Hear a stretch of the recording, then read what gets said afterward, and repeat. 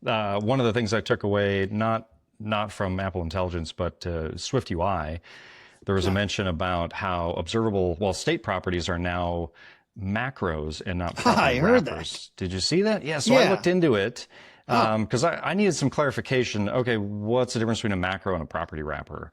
And I discovered a post by Donnie Walls, and we'll put this in the show notes. But he made a blog post about this very thing, and the property wrappers are executed at runtime.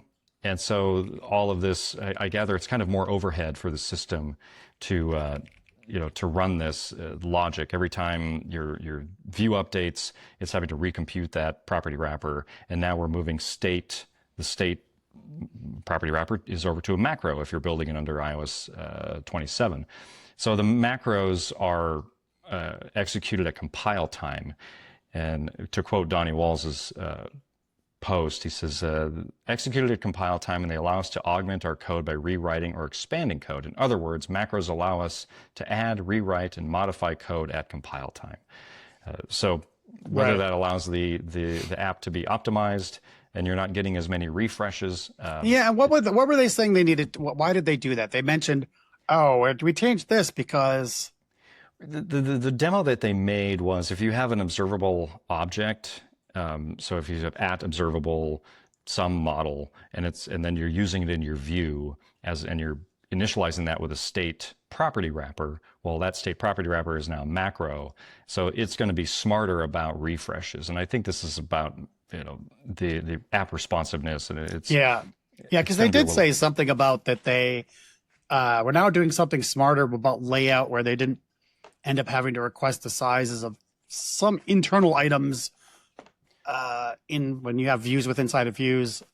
Right. And I didn't really catch the detail on that, just that they said they got rid of a lot of unnecessary layout work.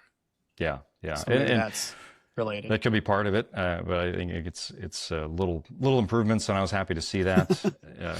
I heard two things that sounded good to me. They mentioned Async Image now caches. I don't know if you've used Async Image, but it loads every time. So it was just like, well, I can't use that in a real thing if I have more than a couple of them, and so that's great. And then there was what else did they say? Gosh, I'm spacing on it now. There was something else related. They said that they're able to support much larger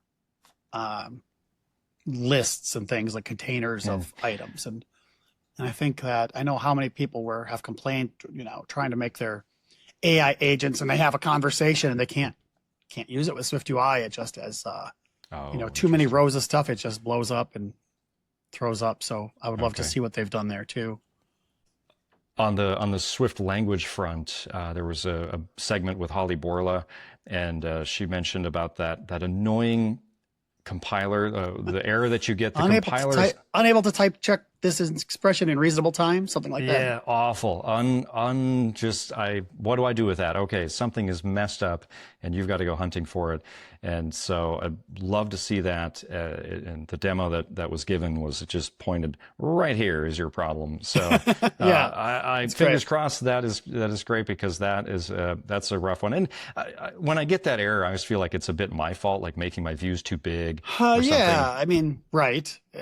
Maybe it is, but it's also partly how they designed the whole thing. So that's, I'm sure, very, very welcome.